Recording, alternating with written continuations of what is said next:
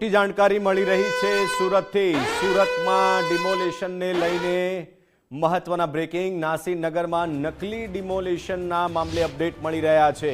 40 પાનાનો જે રિપોર્ટ છે એ તૈયાર કરવામાં આવ્યો છે। આશીષ નાયકે 40 પાનાનો પ્રાથમિક રિપોર્ટ આપ્યો છે। ઝોનલ ચીફના રિપોર્ટમાં 15 અધિકારીઓના નામનો પણ ઉલ્લેખ કરવામાં આવ્યો છે। સેન્ટ્રલ ઝોન આરડી વિભાગના અધિકારી અને કર્મચારીઓના નામ પણ આ રિપોર્ટમાં છે। મારા સહયોગી યશ આ મુદ્દે ન્યૂઝ રૂમમાંથી મારી સાથે લાઈવ જોડાયા છે। યશ, સમગ્ર મામલો પહેલેથી જ વિવાદમાં રહ્યો છે અને હવે એમાં એક અપડેટ પણ મળી રહ્યા છે। બિલકુલ, જેની વાત કરવામાં આવે તો સુરતના નાસિરનગરનું આ કથિત ડિમોલેશન આ મુદ્દો રાજ્ય નહીં દેશભરમાં ચર્ચામાં હતો, કારણ કે 100 જેટલા પરિવારોના જે આશિયાના હતા તેને એકી ઝડપે એકી સાથે તેઓને જમીનદોસ્ત કરી દેવામાં આવ્યા હતા। રહીશોનો આરોપ હતો કે અમને કોઈ નોટિસ આપવામાં નથી આવી, અમને અગાઉ કોઈ જાણ પણ કરવામાં આવી નથી ને જાણ કર્યા વગર અમને ઘર વિહોણા કરી દેવામાં આવ્યા।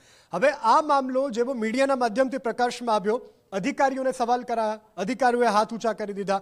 કમિશનરે કહ્યું કે મને ખબર નથી। ત્યારબાદ કમિશનર પ્રેસ કોન્ફરન્સ કરે છે। પ્રેસ કોન્ફરન્સમાં પણ તેઓ વાર્તા કરે છે અને તેઓ કહી રહ્યા છે તપાસ ચાલુ છે, તપાસ ચાલુ છે, તપાસની માત્ર ને માત્ર કમિશનર વાત કરે છે। ત્યારબાદ ધારાસભ્યનો સંપર્ક કરવામાં આવે છે। ધારાસભ્ય વિનુભાઈ મોરડિયા, ધારાસભ્ય વિનુભાઈ પણ કહે છે કે મને આ અંગે કોઈ ખબર નથી।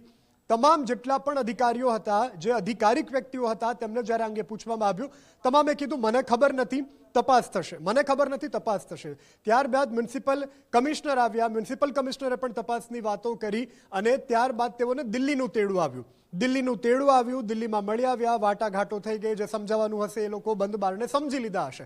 જેવા તેઓ સુરત પરત ફર્યા, એક વિડીયો જાહેર કરી દીધો ને કહ્યું છે કે કોર્પોરેશન દ્વારા જ આ ડિમોલેશન કરવામાં આવ્યું છે। ડિમાર્કેશન અને જે રોડ ખુલ્લો કરવાનો છે તે અન્ય ડિમોલેશન કરવામાં આવ્યું હતું અને ત્યારબાદ એટલે ઠેઠ મોડા 20, 22, 25 દિવસે કમિશનર સ્વીકારે છે કે ભાઈ હા, આ ડિમોલેશન જે છે તે કોર્પોરેશન તરફથી કરવામાં આવ્યું છે। પરંતુ હવે જે મહત્વના સમાચાર પ્રાપ્ત થઈ રહ્યા છે, આ ડિમોલેશનમાં 1, 2, 3, 4 કે 5 ની આંગળીના વેઢે ગણાય એટલા નહીં, અગણિત અધિકારીઓના નામ ખુલ્યા છે। 15 જેટલા અધિકારીઓના નામ ખુલ્યા છે। કુલ 40 પાનાનો આ રિપોર્ટ છે જે તપાસ કમિટીએ તૈયાર કર્યો છે, જે સોંપવામાં આવ્યો છે અને જે રીતે સૂત્રો પ્રમાણે અત્યારે જાણકારી પ્રાપ્ત થઈ રહી છે, સૂત્રોનો દાવો છે કે 15 જેટલા અધિકારીઓના નામ આમાં સામેલ છે।